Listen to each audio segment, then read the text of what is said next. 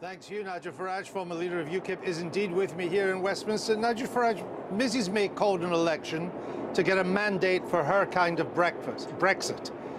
She didn't get it. Are you worried now that the kind of Brexit you want may not be delivered? Very. I mean, despite the fact there are 318 Tory MPs elected on a Brexit manifesto. The DUP have got 10 seats and they support Brexit. The real worry I've got is David Davis, who of all the people in the cabinet I would have thought was closest to my kind of Brexit position.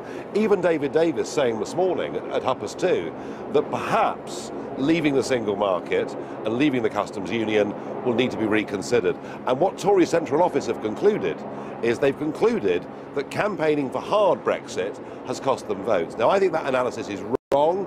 I think in the end this was more about personality. She failed the test. She didn't look like a leader, and Jeremy Corbyn was having a ball. He was going around the country, engaging people, getting new people out there to vote. So it seems to me that if even David Davis is considering putting the single market back on the table, then the whole Brexit process has really very seriously been damaged by this election. As we speak, about half a mile down the road, we're told Mrs May is attempting to put together a government to cope with the new circumstances. There are some reports she's already been in touch with the DUP to get their support in Northern Ireland. Can she pull it off? Well, maybe she can put together a government, but can she pull off the Brexit process?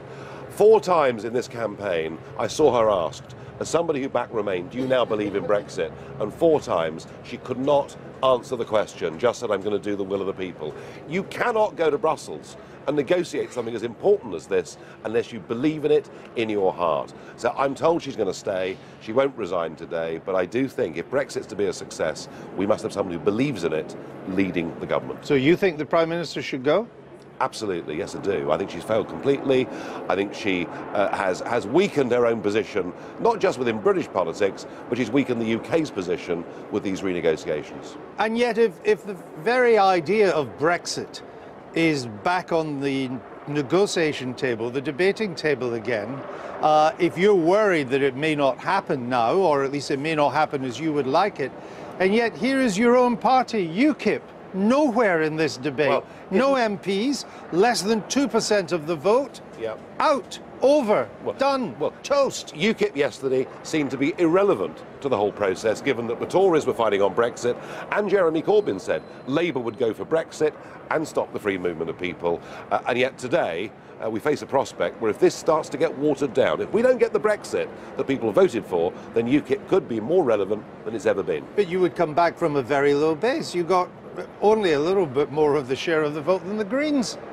Yes, I mean, but don't underestimate the fluidity of voters now in the United Kingdom and how strongly attached many of those Brexit voters are. If they get betrayed, their votes will move. But the harsh fact is that your party, since you stepped down as leader, has been nothing short of a shambles. And that shambles has come to its logical conclusion in how the people voted yesterday. It's not been very well run, it's not been very professional, I would agree with all of those things, but equally, you know, the tide was going in a different direction in this general election. It needs to be reformed, it needs to be changed, but believe you me, if we finish up inside the single market, then UKIP will be a party that's back getting millions of votes.